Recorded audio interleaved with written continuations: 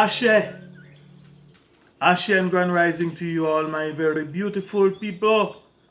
Yes, you my highly enriched melanin people, you the earth's original and organic humans, aka my fellow Africans.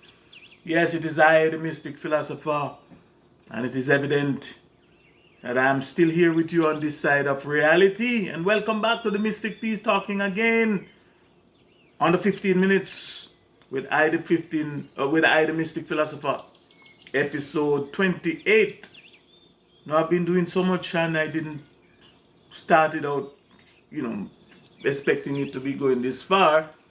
So some of the numbers, sometimes I myself get confused. Anyway, let's call this episode 28. Back to the topic of discussion, stress on the mind, or more correctly, the impact that this thing called stress has on this thing that we humans call the mind. And yes, I'm still talking about the word want and its relationship to the word stress, money, and unhappiness. And I am still emphasizing the want equation that I spoke to you about earlier, and where I pointed out the fact that from my perspective, want is equal to money, which is also equal to stress, which is equal to unhappiness. And again, please let me remind you all, my people and my listeners, especially those of you that say that you are offended, and those of you that might be offended by my perspectives, or by some of my perspectives and what I'm saying, and the way that I'm explaining, expressing, and sharing them. Please let me remind you of the fact that my perspectives, aka the Mystic Philosopher's perspectives, or another perspective with I, the Mystic Philosopher, they are not religious or theological in nature, and nor are they meant to be religious or theological. But if you will, they are philosophical and metaphysical in nature. They are based purely on logic, reason, practical experiences, and activated common sense. And above all, I intend for you to know and understand that I am not asking you all to agree with me or even to follow me. All that I'm really asking is that you listen. Listen to me. And think for yourself. Or for yourselves. So please don't misinterpret me or misinterpret what I am about. I am not here to so-called save your soul, or to bring you to, or to point you to any savior, prophet, or God, etc.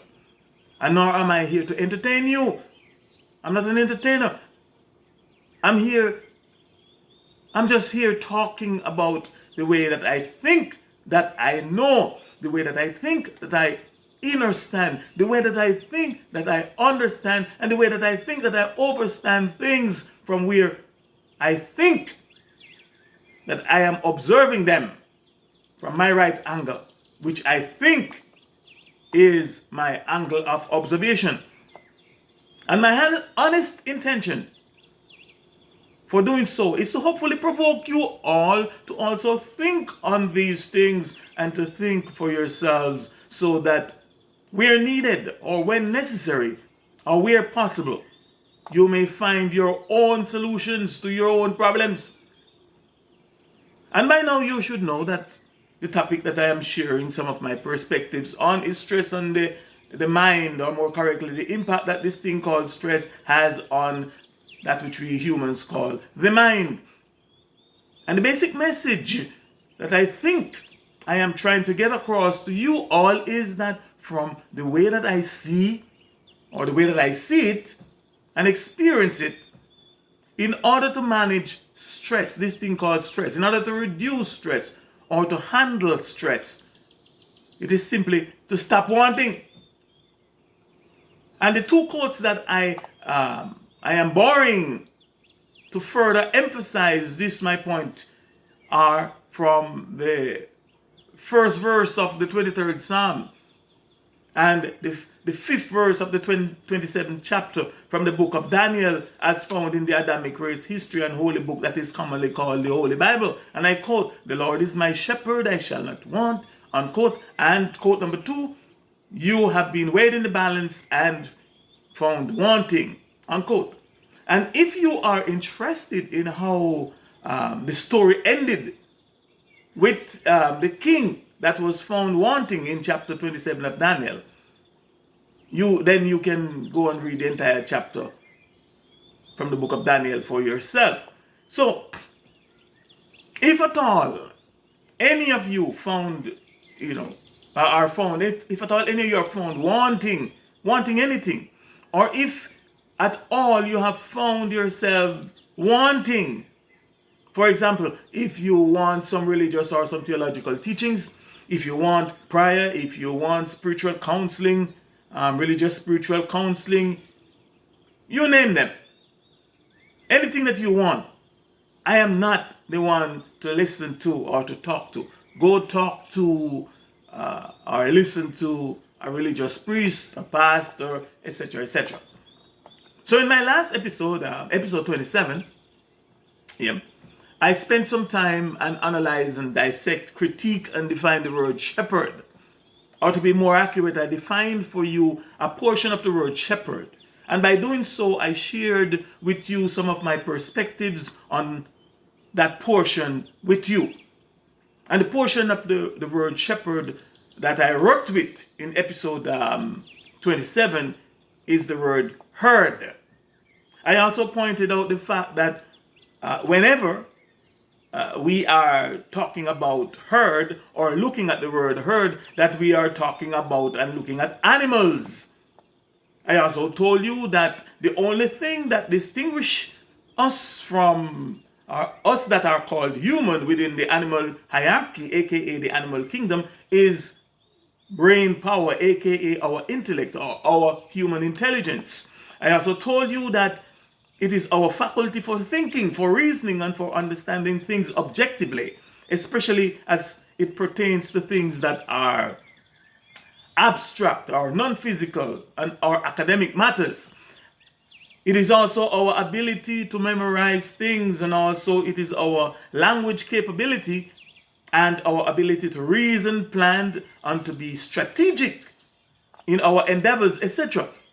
That is, or these are the only things that distinguish us that are called humans within the animal hierarchy, aka the animal kingdom. Yes, it is our brain power, aka our intellect, our human intelligence, that sets us apart from everything else and everyone else. I also told you then, and I'm still maintaining now, I still maintain now, that if or when this our brain power, aka our intellect, is dormant, or when it becomes dormant, inactive, passive, or deactivated, then we become just like any of the other animals among us, whose intellect less characteristics we will then exhibit and demonstrate. For example, whenever you see us or see some of us behaving like dogs, or if you prefer, when you see us that are called human exhibiting the characteristics of dogs, wild or domesticated dogs, barking at each other, tearing apart each other, defrauding and stealing from each other, being submissive and obedient to our lords, masters, and handlers, killing each other, molding and ravaging each other. You name it or you name them, then you know and know of a fact, or to be even more correct, then those of us whose brain power, whose intellect, whose intelligence is not dormant or has not become dormant, inactive, passive, or deactivated, we will know and know of a fact that it is because their brain power, aka their intellect, is dormant, or it has become dormant. It has become inactive, passive, and deactivated. For not only are they not thinking, but it appears as if they got nothing to think with. Now, I ask that you please note that I did not at any time say that the rest of animals within the animal hierarchy, aka the animal kingdom, have no intellect or intelligence.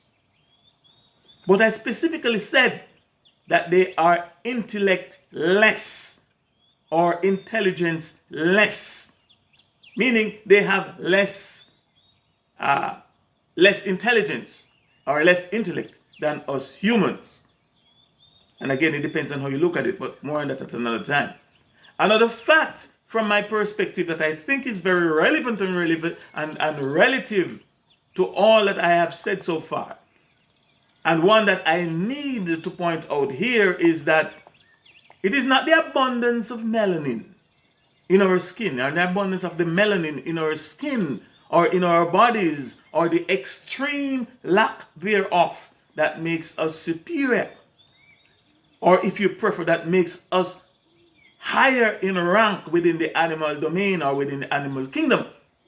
But it is our activated brain power. It is our activated brain power and our ability to use it wisely and with integrity.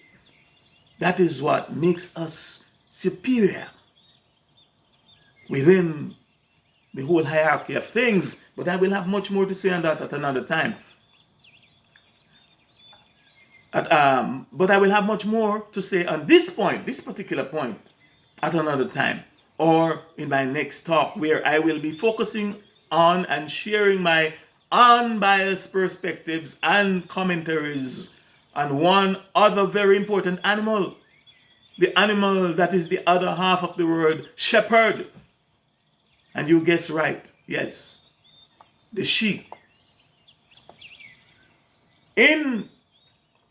It was my, and it is my intention, as promised, to continue sharing my perspectives on the word want, and especially as it relates to the first verse of the 23rd Psalm, which, and I quote, "The Lord is my shepherd, I shall not want." But because I think that I may have just given some of you a lot to think about this time, as it relates to the word shepherd, intellect, and animals, etc., I think I should just stop here for today. And maybe, I don't think I have enough time to sing a song this morning. I'm running out of time to rush to the gym. Then I will continue talking about this disease called want, as I continue focusing on the quote from the Adamic race history and holy book, "The Lord is my shepherd, I shall not want," as a reference, just as a reference to make my point. So please stay tuned. And again, I remind you, I shall not want, you shall not want, and nor should you be found wanting. So please join me. Please join me.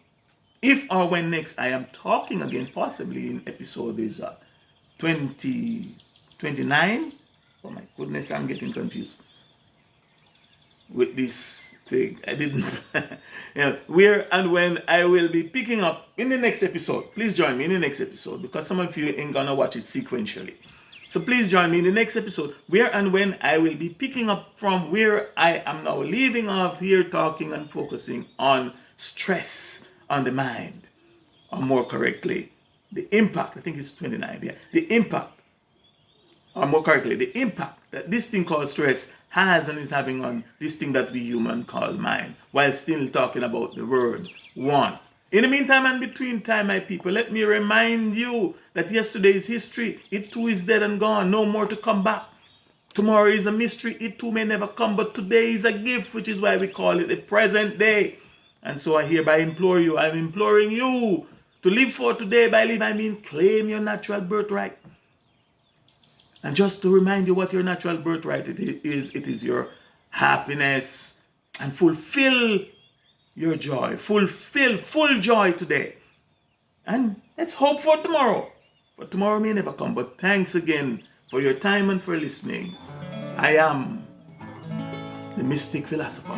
Ashe, Ashe, Ashe, I say, on the 50th.